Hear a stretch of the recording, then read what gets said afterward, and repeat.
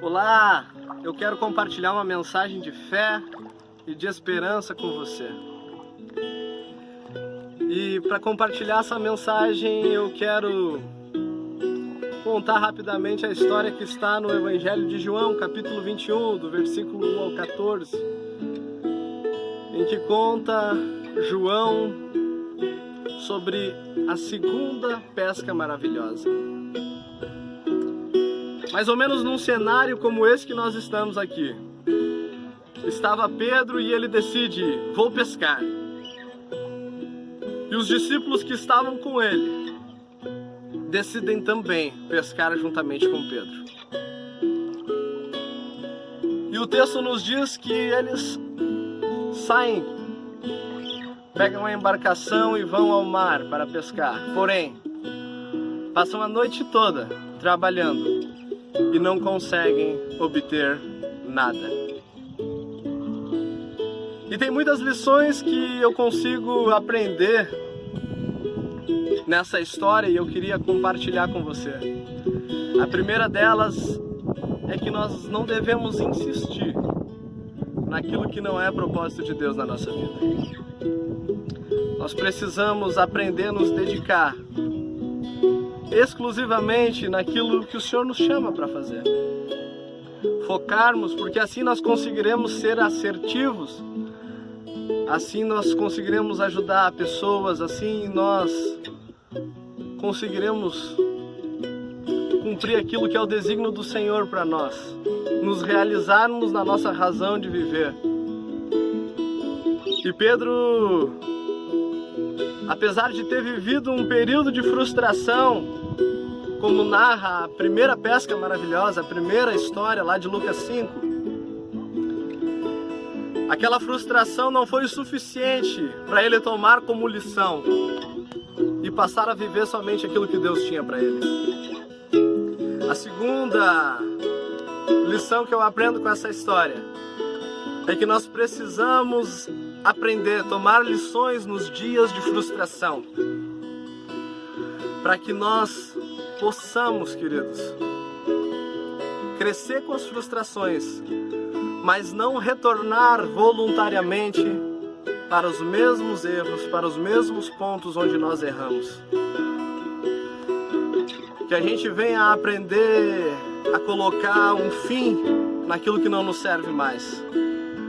Encerrar tempos, ciclos, amizades, convívios, encerrar coisas na nossa vida que não servem mais para a etapa em que nós estamos vivendo. Interessante que a decisão de Pedro, ela influencia a decisão dos outros discípulos. E nós precisamos entender que existe sim pessoas estratégicas na nossa vida. Pessoas que vão nos impulsionar a viver os sonhos e os projetos de Deus para nós. Pessoas que vão nos influenciar a provar o melhor de Deus para a nossa vida, que vão ser grandes ajudadores, que vão ser participantes do nosso propósito de vida. Mas nós precisamos também não deixar em nenhum momento em que a influência dessas pessoas possa se tornar maior do que a vontade de Deus para a nossa vida.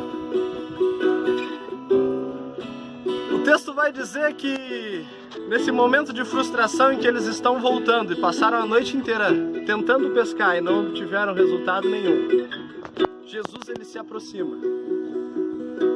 E os discípulos eles não conseguem reconhecer Jesus. E por não reconhecer o Mestre, eles continuam distantes. Até que a gente consiga reconhecer Jesus na nossa vida, a gente permanece distante dele, distante do projeto dele para a nossa vida, distante da vontade dele, distante da alegria que ele tem para nós. Nós precisamos reconhecê-lo como Deus de nossas vidas.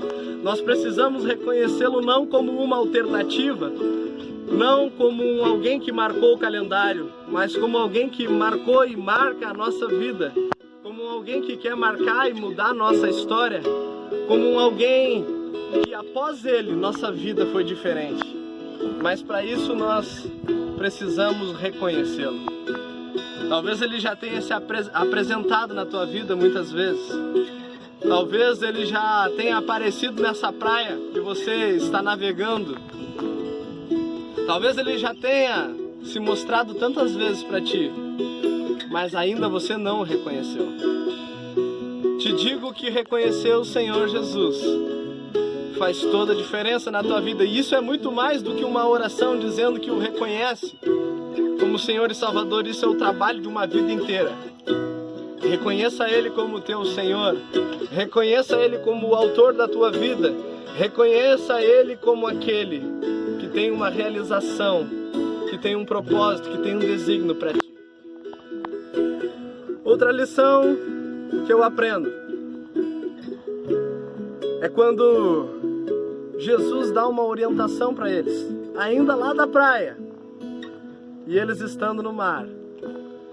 Jesus diz para eles: olha, joguem a rede do outro lado.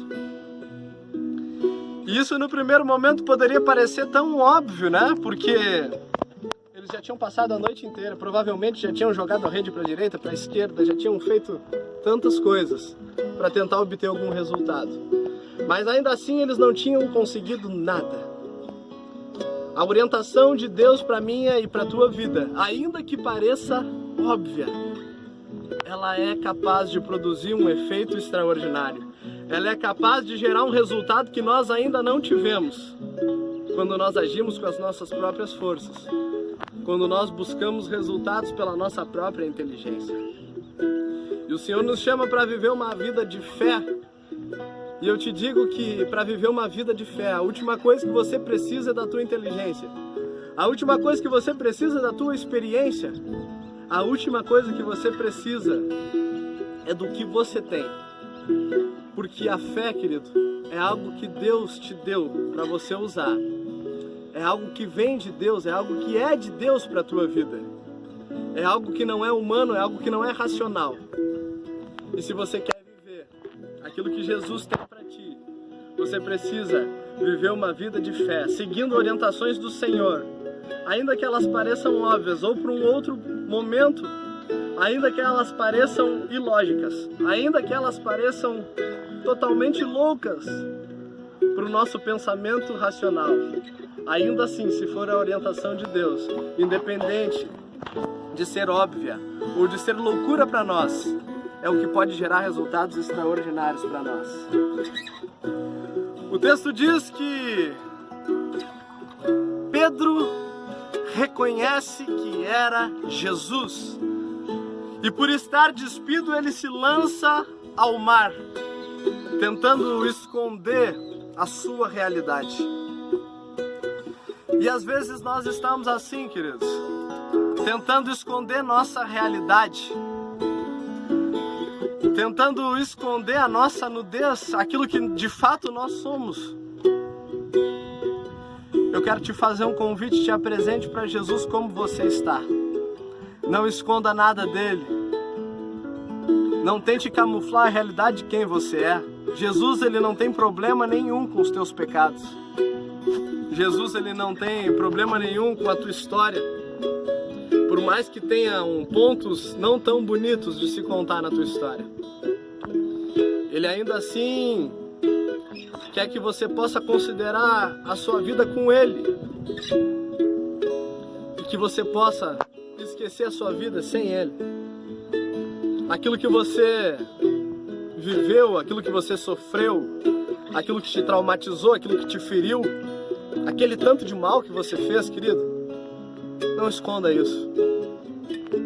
Deixe aos pés da cruz. Revele para Jesus quem você é. Venha com o coração rendido diante dele, porque um coração rendido ele não desprezará. Não esconda nada do Senhor, mas declare sua realidade para ele. E daí em diante você pode provar do novo de Deus para a tua vida. Só Ele tem novas vestes para você. Só Ele tem vestes de justiça para você. Por isso que diante dele você não precisa tentar se esconder. Você basta apenas se apresentar como você é. E a última lição que eu quero compartilhar com você dessa história é quando os discípulos eles saem do mar e eles se achegam até a praia onde estava Jesus. E ali está Jesus com brasas, com pães e com peixes.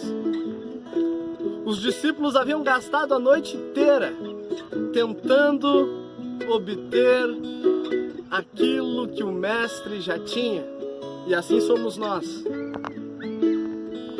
Que a gente não venha a gastar a nossa vida inteira tentando alcançar algo que o Senhor já tem para nós. Interessante que Deus até permite, Jesus até permite que eles consigam fazer uma pesca maravilhosa. Eles conseguem obter uma quantidade extraordinária de grandes peixes. Mas, ao se deparar com Jesus, eles conseguem perceber que aquilo que eles estavam buscando, aquilo que eles estavam se desgastando, se esforçando para ter, o Senhor já tinha preparado para eles. E eu quero dizer para você, querido, que o Senhor ele te convida para a mesa dele. E na mesa do Senhor há abundância. Você fazer parte da família de Deus traz para você abundância de alegrias. Abundância é essa que você não vai encontrar quando as redes ficarem cheias. Abundância é essa e alegria é essa que você não encontra em nenhum outro lugar, a não ser na presença dele. Ele tem a dose certa de todas as coisas para você. Com ele você não vai ter falta de nada, porque ele é suficiente para a tua vida. Eu quero te convidar para você orar nesse momento conosco. Feche os teus olhos onde você estiver, se assim você puder. Senhor, obrigado pela tua mensagem. Obrigado pela tua palavra, porque ela é vida para nós. Obrigado pela tua orientação. Que nós possamos, Senhor, nos apegar a tudo aquilo que tu nos orienta a fazer. E que nós possamos descartar tudo aquilo que é da nossa ambição, tudo aquilo que é de nós, e nós possamos viver teus projetos para nós. Senhor, obrigado. Obrigado por tudo. Te louvamos e te bendizemos. Nós queremos provar da tua mesa. Nós queremos provar das vestes de justiça que tu tens para nós. Nós queremos provar uma vida contigo. Em nome de Jesus te adoramos, Senhor, e te bendizemos.